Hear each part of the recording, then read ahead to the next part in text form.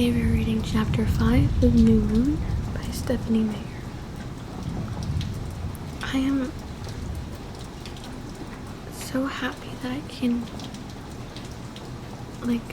always get excited about reading Twilight, even if I just read it.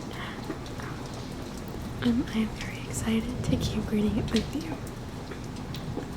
So, like always, if you'd be so kind as to take a couple of deep breaths for me, and please remember, while you inhale and exhale,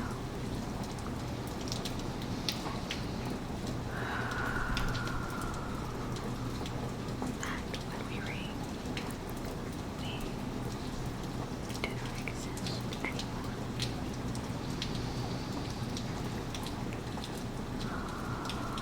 We disappear.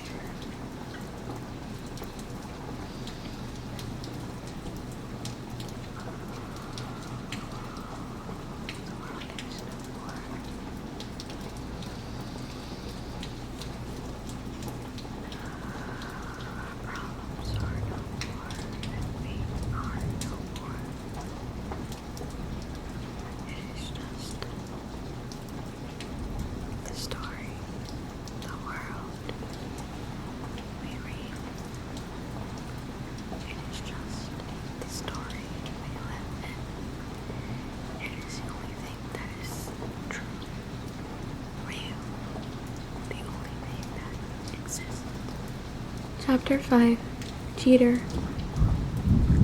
Bella, why don't you take off? Meg suggested, his eyes focused off to the side, not really looking at me. I wondered how long that had been going on without me noticing. It was a slow afternoon at Newton's. At the moment, there were only 2 patrons in the store, dedicated backpackers from the sound of their conversation.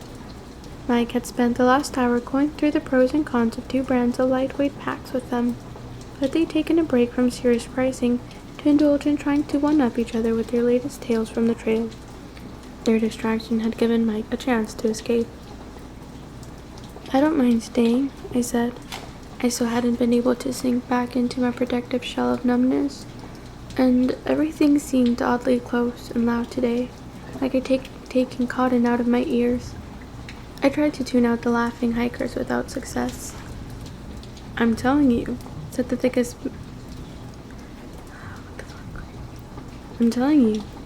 thick-set man with the orange beard that didn't match his dark brown hair. I've seen grizzlies pretty close up in Yellowstone, but they had nothing on this brute. His hair was matted, and his clothes looked like they'd been on his back for more than a few days, fresh from the mountains. Not a chance. Black bears don't get that big. The grizzlies you saw were probably cubs. The second man was tall and lean, his face tanned and wind-whipped into an impressive leathery crust. Seriously, Bella, as soon as these 2 give up, I'm closing the place down, Mike murmured. If you want me to go, I shrugged. On all fours, it was taller than you, the bearded man insisted while I gathered my things together. Big as a house and pitch black. I'm going to report it to the ranger here. People ought to be warned. This wasn't up on the mountain, mind you. This was only a few miles from the trailhead. Leatherface laughed and rolled his eyes. Let me guess, you were on your way in, hadn't eaten real food or slept off the ground in a week, right? Hey, Mike, right? The bearded man called, looking toward us. See you Monday, I mumbled. Yes, sir, Mike replied, turning away. Say, have there been any warnings around here recently about black bears? No, sir, but it's always good to keep your distance and store your food correctly. Have you seen the new Bear Safe canisters? They only weigh 2 pounds. The door slid open to let me out into the rain. I hunched over inside my jacket as I dashed for my truck. The rain hammering against my hood sounded unusually loud, too, but soon the roar of the engine drowned out everything else. I didn't want to go back to Charlie's empty house. Last night had been particularly brutal, and I had no desire to revisit the scene of the suffering. Even after the pain had subsided enough for me to sleep, it wasn't over. Like I told Jessica after the movie, there was never any doubt that I would have nightmares. I always had nightmares now, every night. Not nightmares, really, not in plural, because it was always the same nightmare. You'd think I'd get bored after so many months, grow immune to it, but the dream never failed to horrify me and only ended when I woke myself with screaming. Charlie didn't come in to see what was wrong anymore, to make sure there was no intruder strangling me or something like that. He was used to it now. My nightmare probably wouldn't even frighten someone else. Nothing jumped out and screamed boo. There were no zombies, no ghosts, no psychopaths. There was nothing really. Only nothing. Just the endless maze of moss-covered trees, so quiet that the silence was an uncomfortable pressure against my eardrums. It was dark, like dusk on a cloudy day, with only enough light to see that there was nothing to see. I hurried through the gloom without a path, always searching.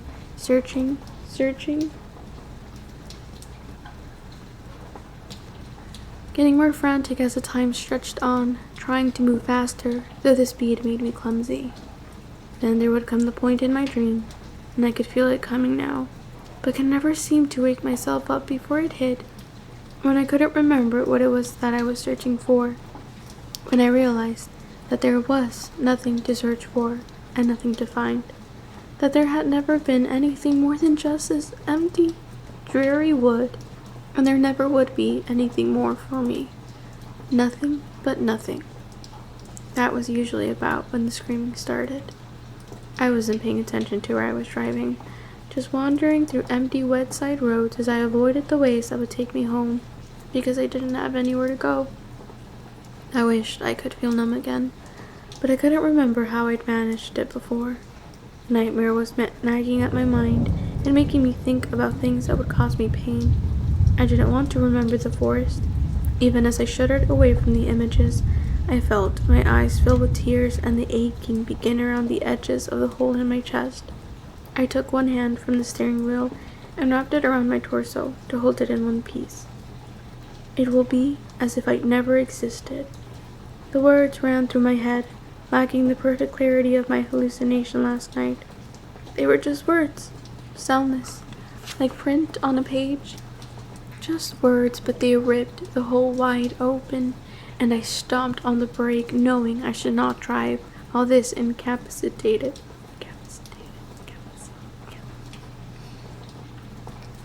I curled over, pressing my face against the steering wheel and trying to breathe without lungs. I wondered how long this could last. Maybe someday, years from now, if the pain would just decrease to the point where I could bear it, I would be able to look back on these few short months that would always be the best of my life. And if it were possible that the pain would ever soften enough to allow me to do that, I was sure that I would feel grateful for as much time as he'd given me. More than I'd asked for, more than I deserved. Maybe someday I'd be able to see it that way. But what if this hole never got any better? If the raw edges never healed? If the damage was permanent and irreversible?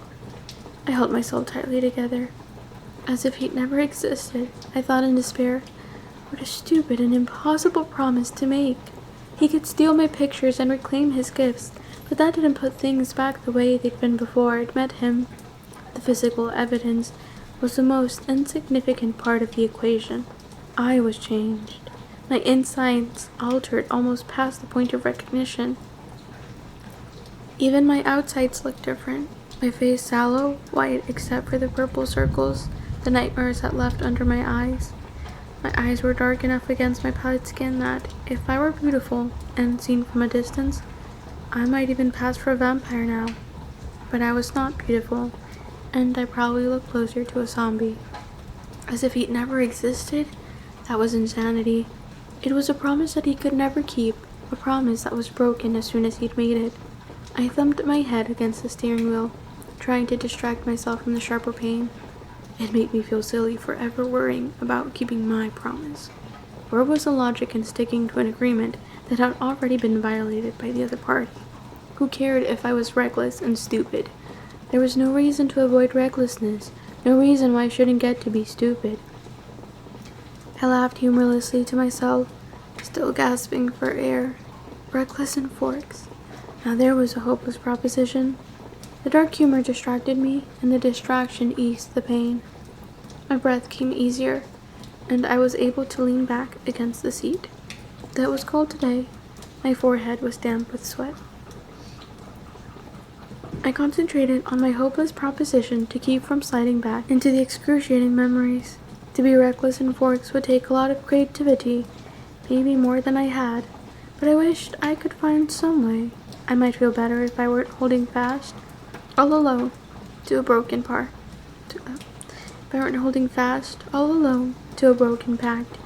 If I were an oath breaker too. But how could I cheat on my side of the deal here in this harmless little town? Of course, Forks hadn't always been so harmless, but now it was exactly what it had always appeared to be. It was dull. It was safe. I stared out the windshield for a long moment, my thoughts moving sluggishly. I couldn't seem to make those thoughts go anywhere. I cut the engine, which was groaning in a pitiful way after idling for so long, and stepped out into the drizzle. The cold rain dripped through my hair and then trickled across my cheeks like fresh water tears. It helped to clear my head. I blinked the water from my eyes, staring blankly across the road. After a minute of staring, I recognized where I was. I'd parked in the middle of the north lane of Russell Avenue. I was standing in front of the Cheney's house. My truck was blocking their driveway, and across the road lived the Marxes. I knew I needed to move my truck, and that I ought to go home. It was wrong to wander the way I had, distracted and impaired, a menace on the road to Forks. Besides, someone would notice me soon enough and report me to Charlie. As I took a deep breath in preparation to move, a sign in the Marx's yard caught my eye. It was just a big piece of cardboard leaning against their mailbox post, with black letters scrawled in caps across it. Sometimes, kismet happens. Coincidence? Or was it meant to be? I didn't know, but it seemed kind of silly to think that it was somehow fated, that the dilapidated motorcycles rusting in the Marx's front yard beside the hand-printed "For Sale, As Is" sign were serving some higher purpose by existing there, right where I needed them to be. So maybe it wasn't kismet. Maybe there were just all kinds of ways to be reckless, and I only now had my eyes open to them. Reckless and stupid. Those were Charlie's two favorite words to apply to motorcycles. Charlie's job didn't get a lot of action compared to cops in bigger towns, but he did get called in on traffic accidents.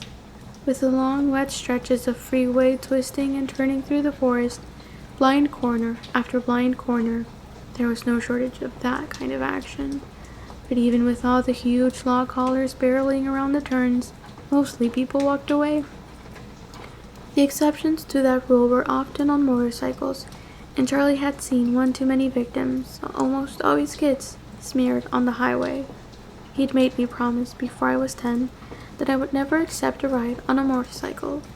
Even at that age, I didn't have to think twice before promising. Who would want to ride a motorcycle here?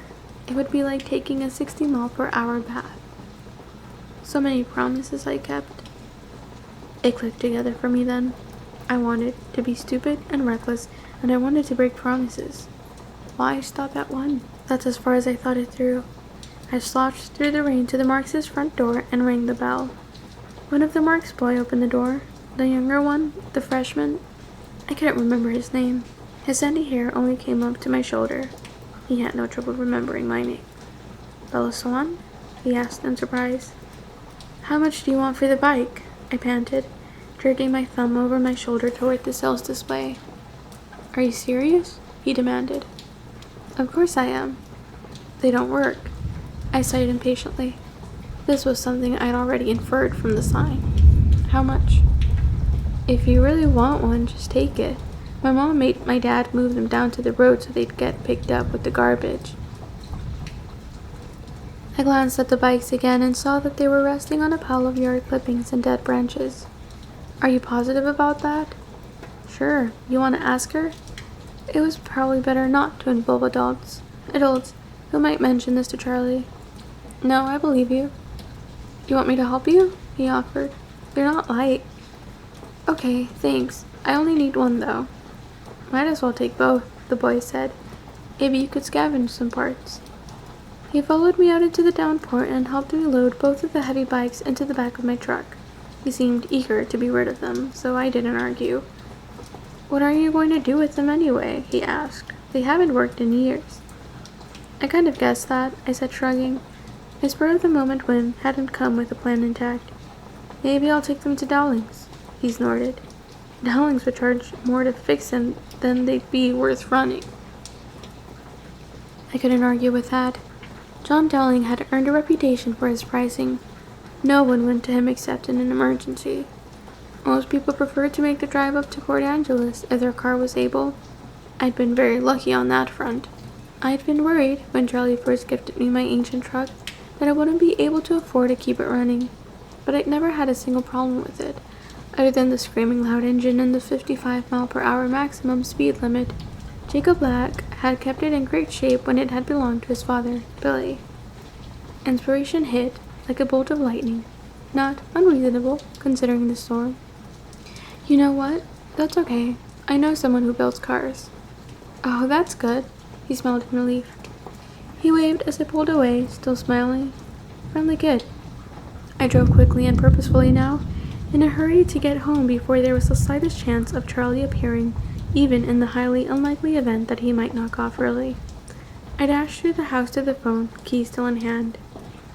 "Chief Swan, please," I said when the deputy answered. "It's Bella." "Oh, hey, Bella," Deputy Steve said affably. "I'll go get him." I waited. "What's wrong, Bella?" Charlie demanded as soon as he picked up the phone. "Can I call you at work without there being an emergency?" He was quiet for a minute. "You never have before. Is there an emergency?" "No, I just wanted directions to the box place. I'm not sure I can remember the way. I want to visit Jacob. I haven't seen him in months." When Charlie spoke again, his voice was much happier. "That's a great idea, Bells. Do you have a pen?" The directions he gave me were very simple. I assured him that I would be back for dinner, though he tried to tell me not to hurry. He wanted to join me in La Push, and I wasn't having that. So it was with a deadline that I drove too quickly through the storm-darkened streets out of town. I hoped I could get Jacob alone. Billy would probably tell on me if he knew what I was up to. While I drove, I worried a little bit about Billy's reaction to seeing me. He would be too pleased. In Billy's mind, no doubt, this had all worked out better than he had dared to hope. His pleasure and relief would only remind me of the one I couldn't bear to be reminded of. Not again today. I played it silently. I was spent. The Black's house was vaguely familiar. A small wooden place with narrow windows, the dull red paint making it resemble a tiny barn. Jacob's head peered out of the window before I could even get out of the truck. No doubt the familiar roar of the engine had tipped him off to my approach. Jacob had been very grateful when Charlie bought Billy's truck for me, saving Jacob from having to drive it when he came of age. I liked my truck very much, but Jacob seemed to consider the speed restrictions a shortcoming. He met me halfway to the house. "Bella!" His excited grin stretched wide across his face, the bright teeth standing in vivid contrast to the deep russet color of his skin. I'd never seen his hair out of its usual ponytail before. It felt like black satin curtains on either side of his broad face. Jacob had grown into some of his potential in the last 8 months. He'd passed that point where the soft muscles of childhood hardened into the solid, lanky build of a teenager. The tendons and veins had become prominent under the red-brown skin of his arms, his hands. His face was still sweet like I remembered it, though it had hardened too, the planes of his cheekbones sharper, his jaw squared off, all childish roundness gone. "Hey, Jacob." I felt an unfamiliar surge of enthusiasm at his smile. I realized that I was pleased to see him. This knowledge surprised me. I smiled back, and something clicked silently into place, like 2 corresponding puzzle pieces. I'd forgotten how much I really liked Jacob Black.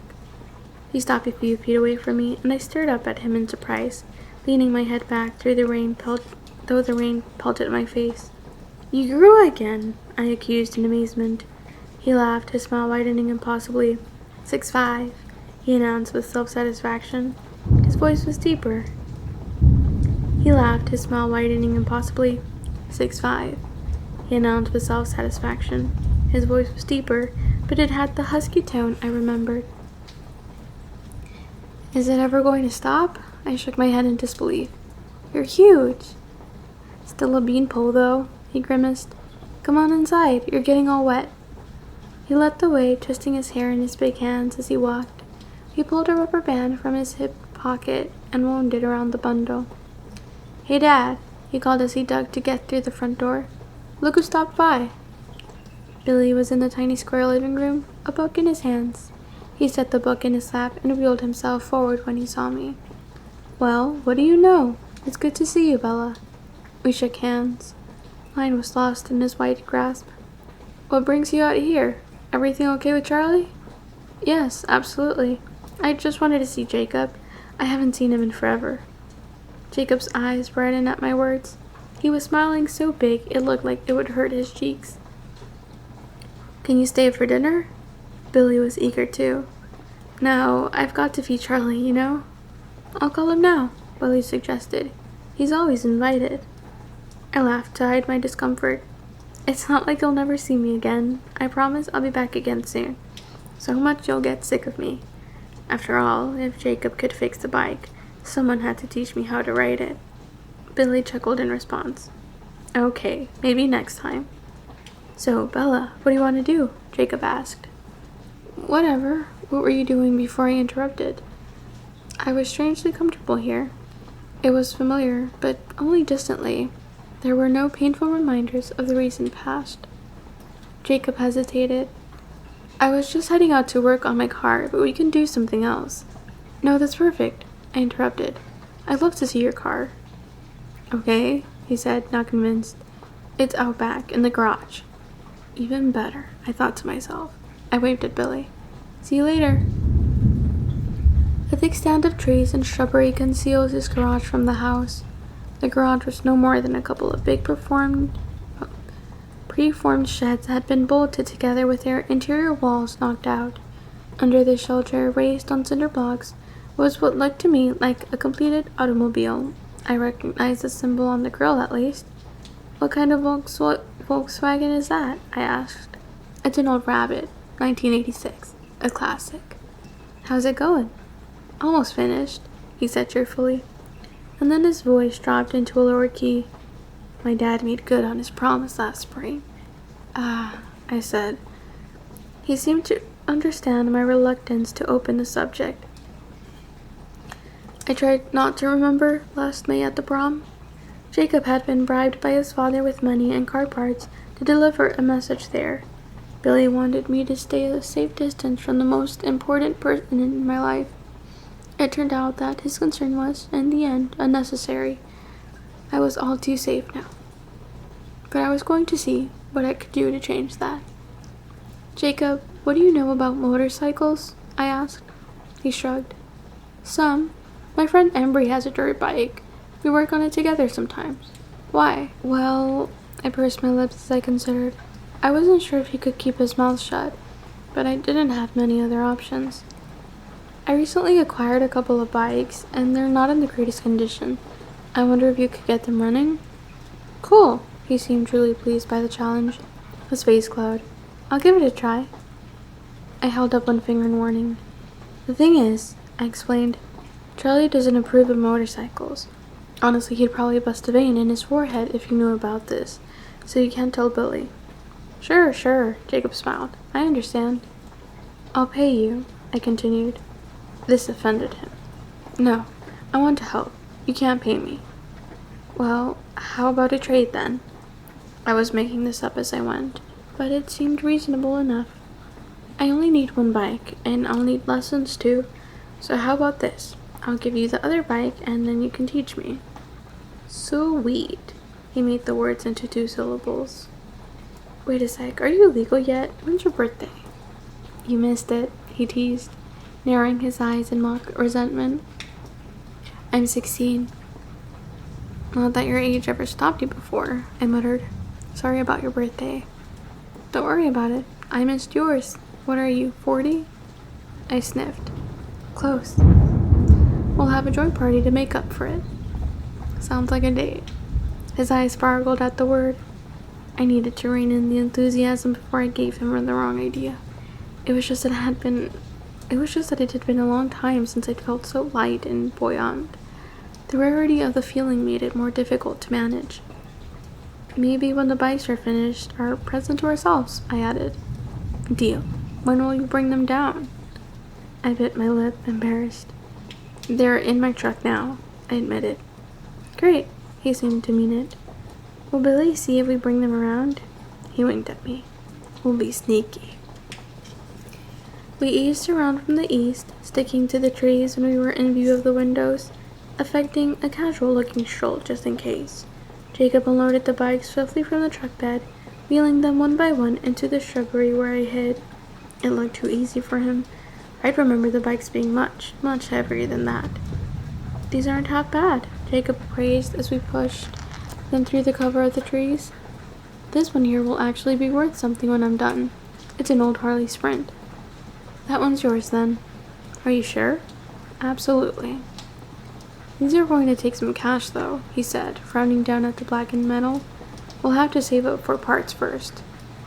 Nothing, I disagreed. If you're doing this for free, I'll pay for the parts. I don't know, he muttered. I've got some money saved. College fund, you know? College. I thought to myself. It wasn't like I'd saved up enough to go anywhere special. And besides, I had no desire to leave Forks anyway. What difference would it make if I skimmed a little bit off the top? Jacob just nodded. This all made perfect sense to him. As we skulked back to the makeshift garage, I contemplated my luck. Only a teenage boy would agree to this, deceiving both our parents while repairing dangerous vehicles using money meant for my college education. He didn't see anything wrong with that picture. Jacob was a gift from the gods. Alrighty, that would be all for tonight. I am really sleepy. So I am excited to just go to sleep now. I hope you are too. I hope you have been enjoying just life, I guess. But thank you so much for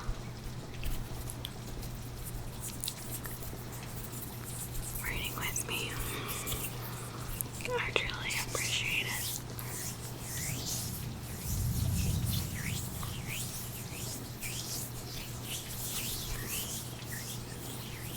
And for spending so much time with me. It's a lot of time reading a whole last book.